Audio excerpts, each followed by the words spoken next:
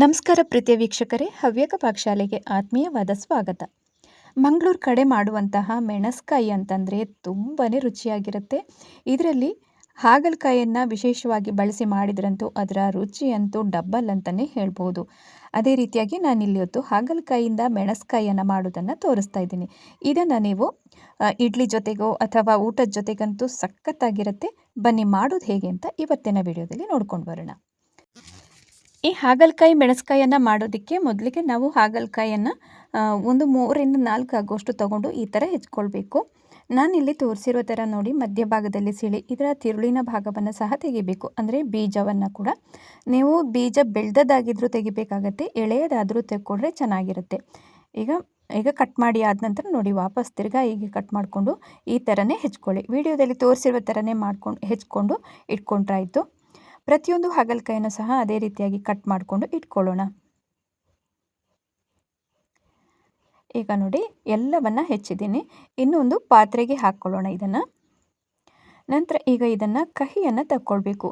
ನಾವು ಹಾಗಲಕಾಯ್ದು ಯಾವುದೇ ಐಟಮ್ ಮಾಡಬೇಕಾದ್ರೂ ಕಹಿ ತೆಗೆದ್ರೆ ಚೆನ್ನಾಗಿರುತ್ತೆ. ಹಾಗಾಗಿ ನಾನು ಮೇಲಿಂದ ಒಂದು ಸ್ವಲ್ಪ ಉಪ್ಪನ್ನು ಉದುರಿಸ್ತಾ ಇದ್ದೀನಿ. ಮತ್ತು ಒಂದು 5ರಿಂದ 10 ನಿಮಿಷಗಳ ಕಾಲ ಇದನ್ನು ಹಾಗೇ ಬಿಡೋಣ, ಮಿಕ್ಸ್ ಮಾಡಿಕೊಂಡು. ಈ ಥರ ಮಾಡೋದ್ರಿಂದ ಹೆಚ್ಚಿನ ಕಹಿ ಅಂಶವನ್ನೆಲ್ಲ ತೆಗೆದಂಗೆ ಆಗುತ್ತೆ. ಈಗಾಗಲೇ ಚೆನ್ನಾಗಿ ಮಿಕ್ಸ್ ಮಾಡಿಕೊಂಡು ಇಟ್ಕೊಂಡಿದ್ದೀನಿ. ನಂತರ ನೋಡಿ 1/4 ಗಂಟೆ ನಂತರ ಈಗ ಇದನ್ನು ಹಿಂಡಿ ರಸವನ್ನೆಲ್ಲ ತೆಕ್ಕೊಳ್ಳೋಣ. ಆವಾಗ ಹೆಚ್ಚಿನ ಕಹಿ ಅಂಶ ಎಲ್ಲ ಹೀಗೆ ಮಾಡಿದ್ರೆ ಹೊರಟೋಗುತ್ತೆ. ಈಗ ಎಲ್ಲ ಹಾಗಲಕಾಯಿ ಹೋಳಿಂದ ಕಹಿಯನ್ನೆಲ್ಲ ಈ ಥರ ಹಿಂಡಿ ಬಿಟ್ಟು ತೆಗೆದಿದ್ದೀನಿ ರಸವನ್ನು. ಇನ್ನು ನಂತರ ಇದಕ್ಕೆ ಹಾಕುವಂಥದ್ದು ಸ್ವಲ್ಪ ನೀರನ್ನು ಹಾಕ್ಕೊಂಡು ಅರಿಶಿನವನ್ನು ಚಿಟಿಕೆ ಆಗುವಷ್ಟು ಅರಿಶಿನವನ್ನು ಈಗಲೇ ಹಾಕ್ಕೊಳ್ಬೇಕು. ಇನ್ನು ಇದನ್ನು ಸ್ಟವ್ ಮೇಲೆ ಇಟ್ಟು ಬೇಯಿಸ್ಕೊಳ್ಳೋಣ. ಒಂದು 3/4 ಅಂಶ ಬೆಂದ ನಂತರ ಇದಕ್ಕೆ ನಾವು ಉಪ್ಪು ಬೆಲ್ಲ ಎಲ್ಲ ಹಾಕ್ಕೊಳ್ಬೇಕು. ಈಗಾಗಲೇ 3/4 ಅಂಶ ಬೆಂದಿದ್ದ ನಂತರ ತೋರಿಸ್ತಾ ಇದ್ದೀನಿ. ಇನ್ನೀಗ ರುಚಿಗೆ ತಕ್ಕಷ್ಟು ಉಪ್ಪು ಮತ್ತು ಬೆಲ್ಲವನ್ನು ಇಲ್ಲಿ ಸ್ವಲ್ಪ ಜಾಸ್ತಿ ಹಾಕ್ಕೊಳ್ಳಿ ಬೆಲ್ಲ. ಆಮೇಲೆ ಇದಕ್ಕೆ ನೀರೆಲ್ಲ ಆರಿರೋದ್ರಿಂದ ವಾಪಸ್ ತಿರ್ಗಾ ನೀರನ್ನು ಹಾಕ್ತಾಯಿದ್ದೀನಿ. ಒಂದು ಅರ್ಧ ಲೋಟದಷ್ಟು ನೀರನ್ನು ಹಾಕ್ಕೊಂಡು ಸ್ವಲ್ಪ ಬೇಯೋದಕ್ಕೆ ಬಿಡೋಣ. ಈಗ ಅದು ಕಂಪ್ಲೀಟಾಗಿ ಬೇಯೋಷ್ಟು ಹೊತ್ತಲ್ಲಿ ನಾವು ಈ ಸೈಡ್ ಇದಕ್ಕೆ ಮಸಾಲೆಯನ್ನೆಲ್ಲ ಹುರ್ಕೊಳ್ಬೇಕಾಗತ್ತೆ. ಅದಕ್ಕೆ ಒಂದು ಸಣ್ಣ ಬಾಣಲಿಯನ್ನು ಇಟ್ಕೊಂಡು 2 ಟೇಬಲ್ ಚಮಚ ಆಗುವಷ್ಟು ಕಪ್ಪು ಎಳ್ಳನ್ನು ಹಾಕಿ ಹುರಿತಾ ಇದ್ದೀನಿ. ತುಂಬ ಕಡಿಮೆ ಉರಿಯಲ್ಲೇ ಇಟ್ಕೊಂಡು ಇದನ್ನು ಹುರ್ಕೊಳ್ಳಿ. ಈಗ ಇದು ಎಳ್ಳೆಲ್ಲ ಕಪ್ಪು ಎಳ್ಳು ಏನಿದೆ ಅದು ಚಟಪಟ ಅಂತ ಸಿಡಿಬೇಕು. ಸಿಡಿದಾದ ನಂತರ ನಾವು ಬಾಕಿ ಮಸಾಲೆಯನ್ನೆಲ್ಲ ಹುರ್ಕೊಳ್ಳೋಣ. ಈ ಎಳ್ಳು ನೀವು ಕಪ್ಪು ಎಳ್ಳನ್ನೇ ಹಾಕ್ಕೊಳ್ಳಿ, ತುಂಬಾ ಚೆನ್ನಾಗಿ ಬರುತ್ತೆ. ಬಿಳಿ ಎಳ್ಳಿನ ಬದಲಿಗೆ ಇದನ್ನೇ ಹಾಕ್ಕೊಂಡ್ರೆ ಸೂಪರ್ ಆಗುತ್ತೆ. ಈಗ ಎಳ್ಳನ್ನು ಹುರ್ಕೊಂಡಿದ್ದಾಯಿತು, ಚಟಪಟ ಅಂತ ಸಿಡಿದಿದೆ. ಒಂದು ಸಪರೇಟಾಗಿ ತಟ್ಟೆಯಲ್ಲಿ ತೆಗೆದು ಎತ್ತಿಟ್ಕೊಳ್ಳೋಣ. ನಂತರ ಅದೇ ಬಾಣಲೆಯನ್ನು ಇಟ್ಕೊಂಡು ಒಂದು ಅರ್ಧ ಟೇಬಲ್ ಚಮಚ ಆಗುವಷ್ಟು ಎಣ್ಣೆಯನ್ನು ಹಾಕ್ಕೊಂಡು 1.5 ಚಮಚ ಆಗುವಷ್ಟು ಉದ್ದಿನ ಬೇಳೆಯನ್ನು ಇಲ್ಲಿ ಹಾಕ್ತಾಯಿದ್ದೀನಿ. ನಂತರ ಬ್ಯಾಡಗಿ ಮೆಣಸಿನಕಾಯನ್ನು 5ರಿಂದ 6 ಆಗುವಷ್ಟು ಹಾಕ್ಕೊಳ್ಬೇಕು.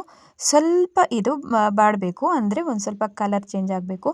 ನಂತರ ಇದಕ್ಕೆ ಸ್ವಲ್ಪ ಅಂದರೆ ಲೆಕ್ಕ ಮಾಡಿ ಅಂತ ಹೇಳೋದು ಅಂತಂದರೆ ಒಂದು 8-10 ಕಾಳಾಗುವಷ್ಟು ನೋಡಿ ಇಷ್ಟು ಮೆಂತ್ಯ ಕಾಳನ್ನು ಹಾಕ್ಕೊಳ್ಬೇಕು. ಟೇಸ್ಟ್ ಇನ್ನೂ ಜಾಸ್ತಿ ಆಗುತ್ತೆ. ಜಾಸ್ತಿ ಹಾಕೋದಕ್ಕೆ ಹೋಗಬೇಡಿ, ಕಹಿ ಆಗುತ್ತೆ. ಆಲ್ರೆಡಿ ಹಾಗಲಕಾಯಿ ಕೂಡ ಕಹಿ ಇರೋದ್ರಿಂದ ಸ್ವಲ್ಪ ಹಾಕಿದರೆ ಸಾಕು. ಅಷ್ಟನ್ನು ಹಾಕಿ ಆದ ನಂತರ ನೋಡಿ ಅದು ಹುರಿದಾದ ನಂತರ ತಟ್ಟೆಗೆ ಹಾಕಿ ತೆಗೆದಿಟ್ಟಿದ್ದೀನಿ. ಸಪ್ರೇಟಾಗಿ ಇಟ್ಕೊಳ್ಳಿ ಅದನ್ನು ಸಹ. ಈಗ ಅದೇ ಬಾಣಲಿಯನ್ನು ಇಟ್ಕೊಂಡು ಅರ್ಧ ಹೋಳಾಗುವಷ್ಟು ಕಾಯಿ ತುರಿಯನ್ನು ಸಹ ಹಾಕಿ ಇದನ್ನು ಸಹ ನಾವು ಘಮ ಬರೋ ತನಕ ಹುರ್ಕೊಳ್ಬೇಕು. ಈ ತೆಂಗಿನಕಾಯಿ ತುರಿಯನ್ನು ನಾವು ಹಾಕಿ ಹುರಿಯೋದ್ರಿಂದನೂ ಮೆಣಸ್ಕಾಯಿಯ ಟೇಸ್ಟ್ ಇನ್ನೂ ಎನ್ಹ್ಯಾನ್ಸ್ ಆಗುತ್ತೆ. ಯಾವತ್ತೂ ಅಷ್ಟೇ ಪದಾರ್ಥ ನಾವು ಸಾಂಬಾರೆಲ್ಲ ಮಾಡಬೇಕಾದ್ರೂ ಈ ಥರ ತೆಂಗಿನಕಾಯಿ ತುರಿಯನ್ನು ಹುರ್ಕೊಂಡ್ರೆ ಚೆನ್ನಾಗಿರುತ್ತೆ. ಈಗಾಗಲೇ ಹುರ್ಕೊಂಡಿದ್ದಾಗಿದೆ. ಅದನ್ನು ನಾವೀಗ ಆಗಲೇ ಮಸಾಲೆ ಹುರಿದಿಟ್ಟಂತಹ ಮೆಣಸು ಆಗಿರ್ಬೋದು, ಉದ್ದಿನಬೇಳೆ, ಮೆಂತ್ಯ ಇವಿಷ್ಟು ತೆಗೆದಿಟ್ಟಿದ್ದೀವಲ್ಲ ಅದೇ ತಟ್ಟೆಗೆ ಹಾಕಿ ಇಟ್ಕೊಳ್ಳೋಣ. ನಂತರ ಈಗ ಇಲ್ಲಿ ಕಪ್ಪು ಎಳ್ಳನ್ನು ತುಂಬ ಕೂಲಾದ ನಂತರ ತೋರಿಸ್ತಾ ಇದ್ದೀನಿ. ಇನ್ನು ಮಿಕ್ಸಿ ಜಾರನ್ನು ಒಂದು ತಗೊಂಡು ಅದಕ್ಕೆ ನಾವೀಗ ಹುರಿದಿರುವಂತಹ ಮಸಾಲೆ ಎಲ್ಲವನ್ನು ಹಾಕ್ತಾ ಬರಬೇಕು 1 by 1. ತೆಂಗಿನಕಾಯಿ ತುರಿಯನ್ನು ಹಾಕಿ ಆದ ನಂತರ ನಾವೀಗ ಹುರಿದಿರುವಂತಹ ಎಳ್ಳನ್ನು ಸಹ ಇದರ ಒಟ್ಟಿಗೆ ಹಾಕ್ಕೊಳ್ಳೋಣ. ಕಪ್ಪು ಎಳ್ಳನ್ನು ಹಾಕಿದ್ದಾಯಿತು. ಆಮೇಲೆ ಇದಕ್ಕೆ ಹುಣಸೆ ಹಣ್ಣನ್ನು ಇಲ್ಲಿ ಹಾಕ್ತಾ ಇದ್ದೀನಿ. ಸಣ್ಣ ನಿಂಬೆ ಹಣ್ಣು ಗಾತ್ರದ ಹುಣಸೆ ಹಣ್ಣು. ಮತ್ತು ರುಬ್ಬೋದಕ್ಕೆ ಒಂದು ಸ್ವಲ್ಪ ನೀರನ್ನು ಹಾಕ್ಕೊಂಡು ನೈಸಾಗಿ ರುಬ್ಕೊಳ್ಳೋಣ. ತುಂಬ ನೈಸ್ ಮಾಡಿದಷ್ಟು ಚೆನ್ನಾಗಿ ಬರುತ್ತೆ ಈ ಮೆಣಸ್ಕಾಯಿ. ಈಗಾಗಲೇ ನಾನು ರುಬ್ಬಿದ್ದನ್ನು ತೋರಿಸ್ತಾ ಇರೋದು ನೋಡಿ ಯಾವ ಥರ ರುಬ್ಬಿದೆ ಅಂತ. ನೈಸ್ ಆಗಿದೆಯಲ್ಲ, ಇಷ್ಟ ಆದರೆ ಸಾಕಾಗುತ್ತೆ. ಈಗಾಗಲೇ ಈ ಸೈಡ್ ನಾವು ಸ್ಟವ್ವಲ್ಲಿ ಇಟ್ಕೊಂಡಿರುವಂತಹ ಈ ಹಾಗಲಕಾಯಿ ಹೋಳುಗಳೇನಿದೆ ನೋಡಿ, ಬೆಲ್ಲ ಸಹ ಚೆನ್ನಾಗಿ ಕರಗಿದೆ, ಆಮೇಲೆ ಅದರ ಹೋಳು ಕೂಡ ಚೆನ್ನಾಗಿ ಬೆಂದಿದೆ. ಇದು ಇಷ್ಟ ಆದ ನಂತರ ನಾವೀಗ ರುಬ್ಬಿ ಇರುವಂತಹ ಈ ಮಸಾಲೆ ಮಿಶ್ರಣವನ್ನು ಈ ಹಾಗಲಕಾಯಿ ಹೋಳಿಗೆ ಹಾಕ್ಕೊಂಡು ಚೆನ್ನಾಗಿ ಮಿಕ್ಸ್ ಮಾಡಬೇಕು.